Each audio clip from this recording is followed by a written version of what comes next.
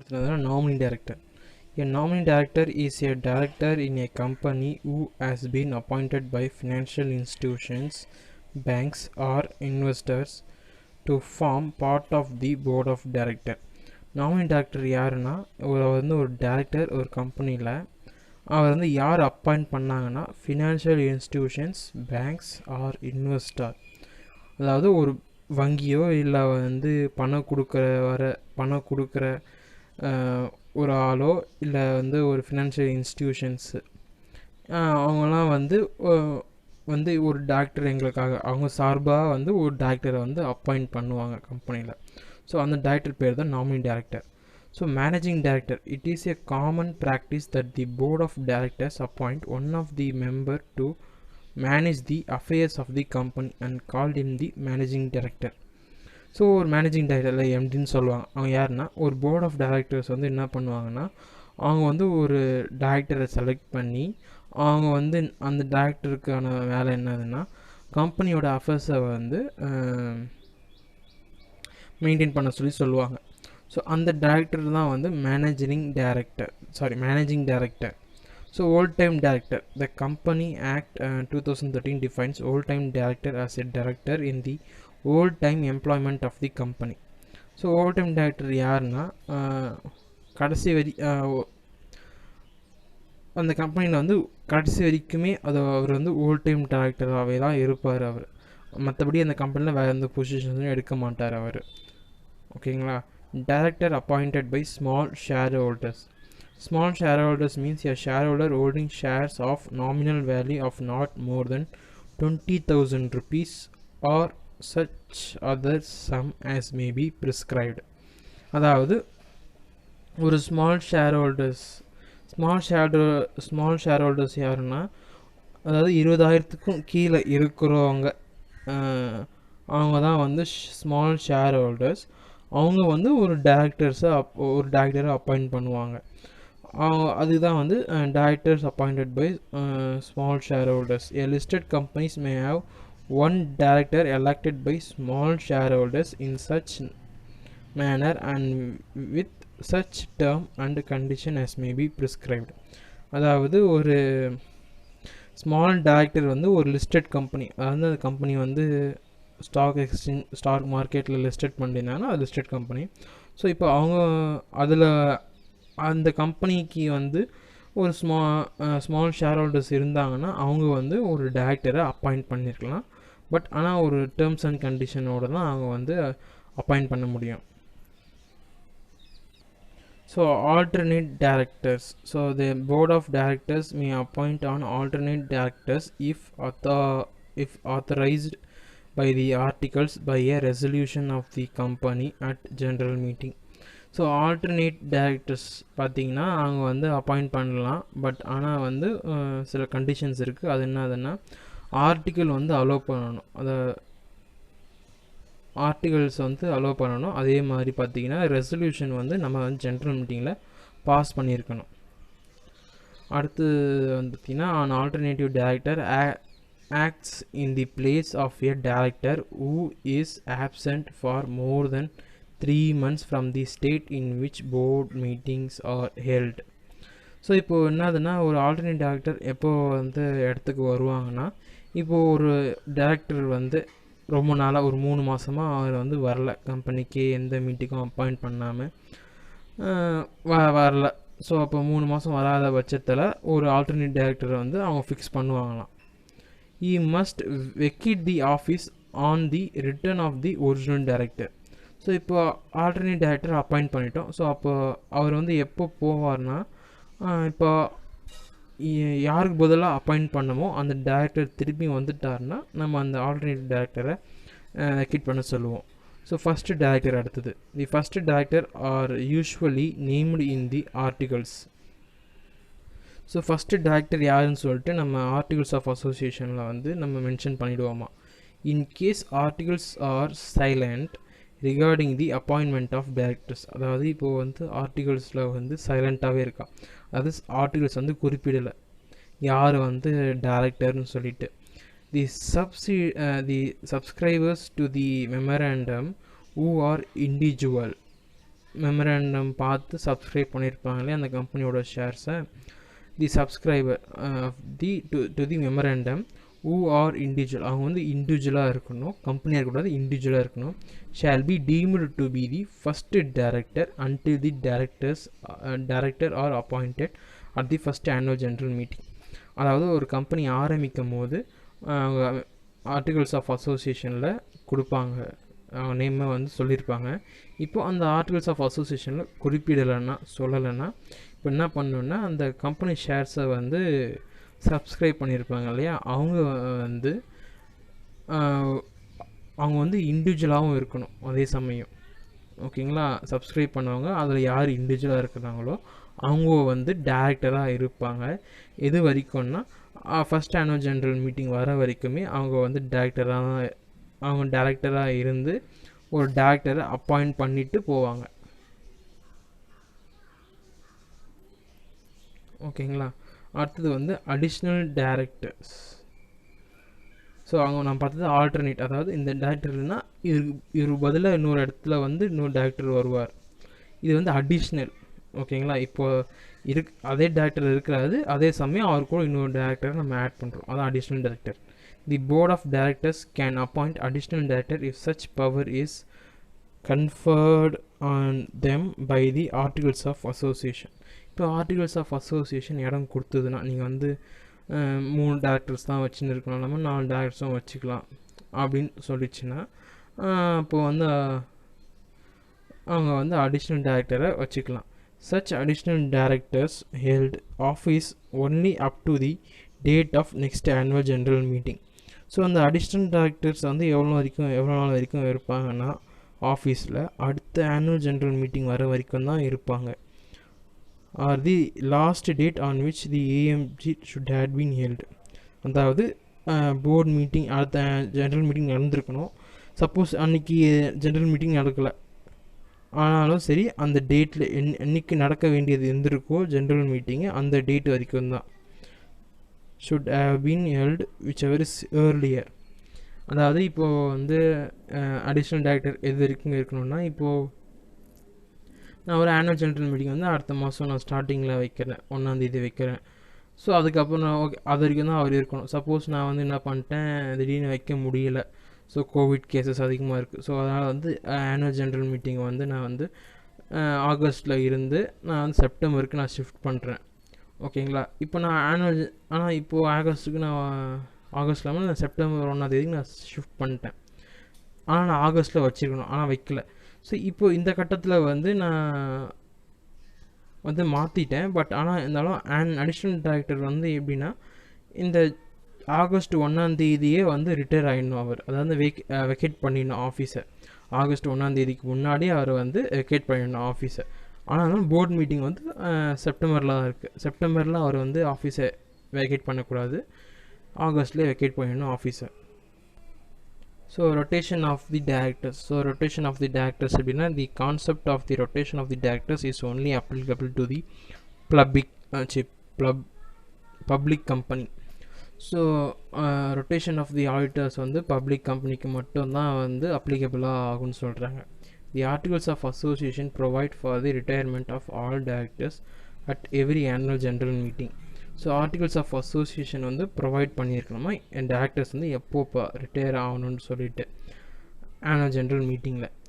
R 2/3 of the total strength of directors shall B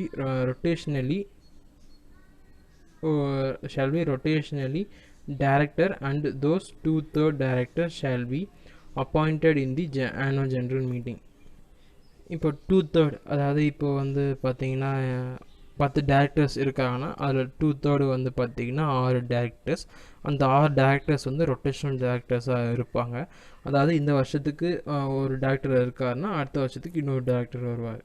அதே மாதிரி 6 பேர் வந்து 6 வருஷத்துக்கு மாற்றி ரொட்டேஷனில் அவங்கள வந்து அப்பாயிண்ட் பண்ணிக்கிட்டே இருப்பாங்க.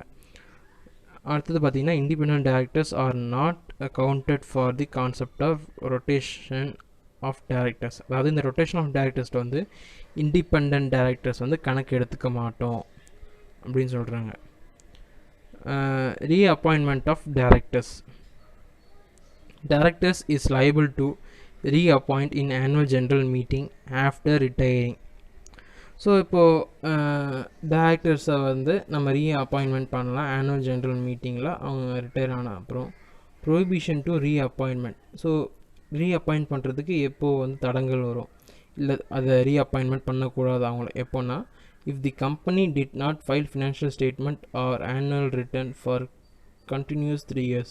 அதாவது அந்த கம்பெனி வந்து ஃபினான்ஷியல் ஸ்டேட்மெண்ட்டோ இல்லை ஆனுவல் ரிட்டர்ன்ஸோ தொடர்ந்து 3 வருஷத்துக்கு சப்மிட் பண்ணாத இருக்கிறப்போ அந்த டேரக்டரை வந்து, அதாவது ரிட்டையர் ஆன டேரக்டரை வந்து ரீஅப்பாயிண்ட் பண்ணக்கூடாது. அதே மாதிரி if the company fail to repay the deposit. அதாவது இப்போ கம்பெனிலாம் பப்ளிக்கிட்டேருந்து டெபாசிட் அக்செப்ட் பண்ணிக்கிறாங்க. ஸோ இப்போ டெபாசிட் அக்செப்ட் பண்ண அப்புறம் சில நேரத்தில் வந்து அவங்க கொடுக்குற மாதிரி இருக்கும். ஸோ அது மாதிரி கொடுக்காம யாரெல்லாம் ஃபெயில் ஆகி அந்த கம்பெனி இருக்கோ அந்த கம்பெனியில் இருக்க டேரக்டர்ஸ் ரிட்டையர் ஆகிட்டாங்கன்னா அவங்கள வந்து திருப்பி ரீஅப்பாயிண்ட் பண்ணக்கூடாது அப்படின்னு சொல்லியிருக்காங்க.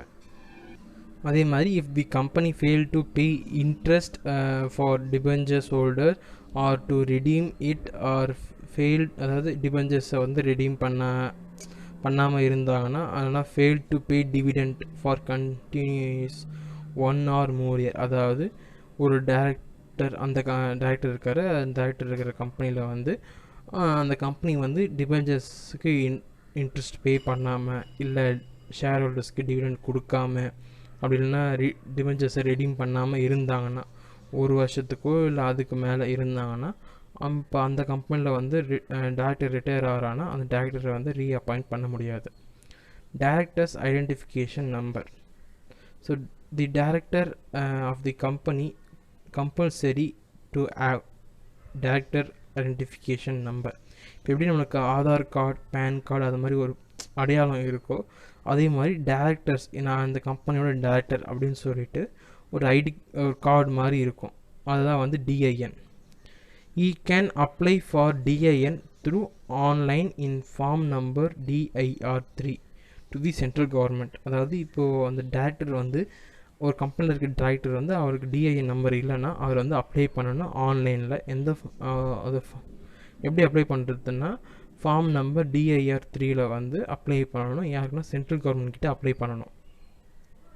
He can download the form on website of Ministry of corporate affairs. So அந்த ஃபார்மை வந்து எப்படி டவுன்லோட் பண்ணலான்னா மினிஸ்டர் ஆஃப் கார்ப்பரேட் அஃபேர்ஸ் வெப்சைட்டில் இருந்து அவர் வந்து டவுன்லோட் பண்ணிக்கலாம். The form should be duly filled with respect photograph and signed digitally. So இப்போ வந்து என்னதுன்னா அதை வந்து கரெக்டாக ஃபில் பண்ணியிருக்கணும் அந்த ஃபார்மு. அதாவது ஃபோட்டோ ஒட்டுறது இருக்கும் இல்லையா, அந்த ஃபோட்டோ வந்து அவரோட ஃபோட்டோ தான் ஒட்டணும், வேறு யார் ஃபோட்டோ ஒட்டக்கூடாது. கரெக்டாக கரண்ட்டாக எடுத்த ஃபோட்டோ வந்து அவர் ஓட்டணும். அது மாதிரி சைன் பண்ணது வந்து டிஜிட்டலாக இருக்கணும். ஓகேங்களா, டிஜிட்டல் சிக்னேச்சராக இருக்கணும். அது வந்து the form will be verified by practicing CA chartered accountant or association of corporate secretaryship or cost and management accountant. So இங்கே யார்கிட்டையாவது ஒருத்தர்கிட்டையாவது கொடுத்து அந்த ஃபார்மை வந்து வெரிஃபை பண்ணிக்கணும் அவங்க. And system it self create the application number. So இப்போ அவங்க 3 பேரில் யாரோ ஒருத்தர்கிட்ட வெரிஃபை பண்ணிவிட்டு ஓகேன்னு சொன்னாங்கன்னா அதை வந்து நம்ம வந்து அப்ளை பண்ணோன்னா சிஸ்டமே வந்து ஆட்டோமேட்டிக்காக ஒரு அப்ளிகேஷன் நம்பர் அவங்கள்ட்ட கொடுக்குமா.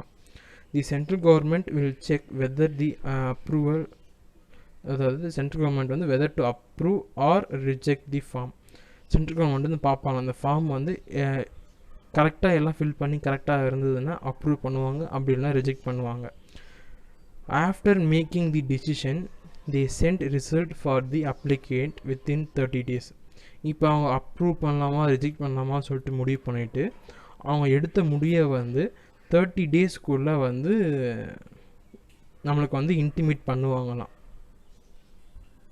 If the application is defect found, இப்போ அந்த அப்ளிகேஷன் வந்து டிஃபெக்டாக இருக்குது, ஏதோ ஒன்று தப்பாக பண்ணியிருக்கோம் by the central government, the central government will intimate the defect to applicant by email and website. இப்போ அதாவது அந்த கொடுத்த அப்ளிகேஷன் வந்து பார்த்திங்கன்னா ஏதோ டிஃபெக்டாக இருக்குது, சென்ட்ரல் கவர்மெண்ட் கண்டுபிடிச்சிட்டாங்க, அதை வந்து இன்டிமேட் பண்ணுறாங்கன்னா எப்படி இன்டிமேட் பண்ணுவாங்கன்னா இமெயில் மூலிமா நம்மளுக்கு இமெயில் அங்கே அந்த கொடுக்கும்போது ஃபார்ம் சப்மிட் பண்ணும்போது எழுதி கொடுப்போம். இப்போ அந்த இமெயிலில் நம்மளுக்கு வரும். அப்படி இல்லைனா வெப்சைட்லேயும் போட்டிருப்பாங்க, நம்ம வெப்சைட்டில் போய் பார்த்துக்கணுமா. If the applicant has same mistake the central government direct to prepare a fresh application. இப்போ அதாவது நம்ம அந்த மிஸ்டேக்கை கரெக்ட் பண்ணி சொல்லிட்டோம், திருப்பி அதே மிஸ்டேக் அவர் பண்ணார்னா, இப்போ அதாவது இப்போ அவங்க வந்து இன்டிமேஷன் கொடுக்குறாங்க, உங்கள் பேர் வந்து ஃபார் எக்ஸாம்பிள் ஆதாரில் ஒரு மாதிரி இருக்குது, பான் கார்டில் ஒரு மாதிரியாக இருக்குது. ஸோ ஒன்று ஆதார் கார்டை வந்து புதுசாக தாங்க, இல்லை பான் கார்டை புதுசாக தாங்கன்னு சொல்கிறாங்க. இப்போ நம்ம வந்து திருப்பி வந்து நம்ம பழைய பேரே கொடுக்குறோம். ஸோ அந்த பட்சத்தில் வந்து அவங்க என்ன பண்ணுவாங்கன்னா, நீங்கள் வந்து இதுதான் கிடையாது, நீங்கள் புதுசாக ஃபார்ம் ஃப்ரெஷ்ஷாக ஏற்படுத்தித்தாங்க அப்படின்னு சொல்லிட்டு ஒரு புது ஃபார்ம் வந்து பண்ண சொல்லுவாங்க. The application money will not be refunded or adjusted with fresh allotment. So இப்போ புதுசாக பண்ணி தர சொல்லும் போது அவங்க வந்து நம்மளுக்கு வந்து ஏற்கனவே அப்ளிகேஷன் ரிஜெக்ட் ஆன அப்ளிகேஷனுக்கு ரீஃபண்டும் தர மாட்டாங்க. அதே மாதிரி அந்த மணியை வந்து ஃப்ரெஷ் அலாட்மெண்ட்டில் அட்ஜஸ்ட்டும் பண்ண மாட்டாங்க. The director should not comments it's act before receiving TIN allotted. அதாவது டைரக்டர் வந்து கம்பெனியில் வந்து எந்த டிசிஷனும் இல்லை கம்பெனியோட ஆஃபீஸில் போய் அவர் வந்து உட்காரக்கூடாது. டிஐஎன் இருந்தால் தான் போய் உட்காரணும். டிஐஎன் இல்லாமல் அவர் டைரக்டராக வந்து செயல்பட முடியாது கம்பெனியில். And DIN is valid up to life time of the director. So அந்த டிஐஎனை வந்து நம்ம வருஷம் ரெனியூ பண்ணுறதோ அதெல்லாம் கிடையாது. கடைசி வரைக்கும் அவர் வாழ்நாள் முழுக்க அது வந்து valid. The director can get only one DIN and the same DIN will not be issued to other. அதே மாதிரி ஒரு டைரக்டர் வந்து ஒரு டிஐஎன் நம்பர் வாங்கிட்டார்னா, ஒரு டைரக்டர் வந்து ஒரு டிஐஎன் நம்பர் தான் வச்சுருக்க முடியும். அதாவது டைரக்டர் ஐடென்டிஃபிகேஷன் நம்பர் வந்து ஒன்று தான் அவருக்கு வச்சுருக்க முடியும். அதாவது ஒரு ஆதார் கார்டு தான் வச்சுக்கணும், 2 ஆதார் கார்டில் 2 பான் கார்டு வச்சுருக்கூடாதுன்னு சொல்லுவாங்களே, அதே மாதிரி ஒரே ஒரு டிஐஎன் நம்பர் தான் வச்சுக்கணும். அதே மாதிரி அதே நம்பர் வந்து இன்னொரு டைரக்டருக்கு கொடுக்க மாட்டாங்க. த டைரக்டர் கேன் கெட் அதான் படிச்சாச்சுல. The director should initiate the company intimate. The director should intimate the company in form number DIR 3C after allotment with 15 days from the date of intimation get to him. இப்போ அதாவது இப்போது reject பண்ணாமல் அந்த கொடுத்த application வந்து approve பண்ணிட்டாங்க ஓகேன்னு சொல்லி நம்மளுக்கு டைரக்டர் ஐடென்டிஃபிகேஷன் நம்பர் வந்துருச்சுன்னா, அந்த டைரக்டர் ஐடென்டிஃபிகேஷன் நம்பர் வந்ததுக்கப்புறம் 15 டேஸ்க்குள்ளே நம்ம வந்து நம்ம கம்பெனியோட ரிஜிஸ்டர் ஆஃபீஸில் வந்து நம்ம இன்டிமேட் பண்ணணும், இது மாதிரி எனக்கு வந்துருச்சு அப்படின்னு சொல்லிட்டு. இல்லை அந்த கம்பெனிக்கிட்ட சொல்லணும், இது மாதிரி நான் வந்து டைரக்டர் ஐடென்டிஃபிகேஷன் நம்பருக்கு நான் அப்ளை பண்ணேன், எனக்கு அது வந்து கொடுத்துட்டாங்க அப்படின்னு சொல்லிட்டு அந்த அப்ரூவ் பண்ணி வந்த நாள் உங்களுக்கு அந்த டிஐஎன் நம்பர் கொடுத்ததில் இருந்து 15 நாளுக்குள்ளே நம்ம கம்பெனியோ இல்லை கம்பெனியோட ரிஜிஸ்டர் ஆஃபீஸ்கிட்டையோ நம்ம வந்து இன்டிமேட் பண்ணணும். The company has to file the DIN of its director to the register within 15 days of the recent of intimation. அதாவது கம்பெனி அதுக்கப்புறம் என்ன பண்ணுவாங்கன்னா, இப்போ ரிஜிஸ்டர் ஆஃபீஸ்லேயோ ஒரு கம்பெனிக்கிட்டே நம்ம சொல்லிட்டோன்னா பிரச்சனை இல்லை. இப்போ கம்பெனிகிட்ட நம்ம மட்டும் சொல்லிட்டோம்னா அந்த கம்பெனி வந்து என்ன பண்ணுவோன்னா 15 டேஸ்க்குள்ளே ரிஜிஸ்டர்கிட்ட இது மாதிரி அவங்க சொல்லிடுவாங்க, அது மாதிரி டைரக்டர் நம்ம கம்பெனியில் இருக்கிறாரு, அவர் வந்து டிஐஎன் நம்பர் கிடச்சிருச்சு, நீங்கள் அதை வந்து நம்ம ரிஜிஸ்டர் ஆஃபீஸில் வந்து நம்ம ரிஜிஸ்டர் ஆஃபீஸில் இது பண்ணிவிடுங்க அப்படின்னு சொல்லிட்டு சேவ் பண்ணி வச்சுக்கோங்க அப்படின்ட்டு. The company or responsible person to intimate the DIN is punishable with fine from 25,000 to 1 lakh. இப்போது அந்த கம்பெனியோ இல்லை ரெஸ்பான்சிபிள் பர்சனோ வந்து இன்டிமேட் பண்ணலாம் அந்த டிஐஎன் நம்பர் இது மாதிரி இருக்குது அப்படின்னு சொல்லிட்டு ரிஜிஸ்டர் ஆஃபீஸில் வந்து ஃபைல் பண்ணாமல் இல்லை சொல்லாமல் இருந்தாங்கன்னா அவங்களுக்கு வந்து 25,000 1,00,000 ரூபாய் வரைக்கும் ஃபைனாக வந்து இது பண்ணுவாங்க.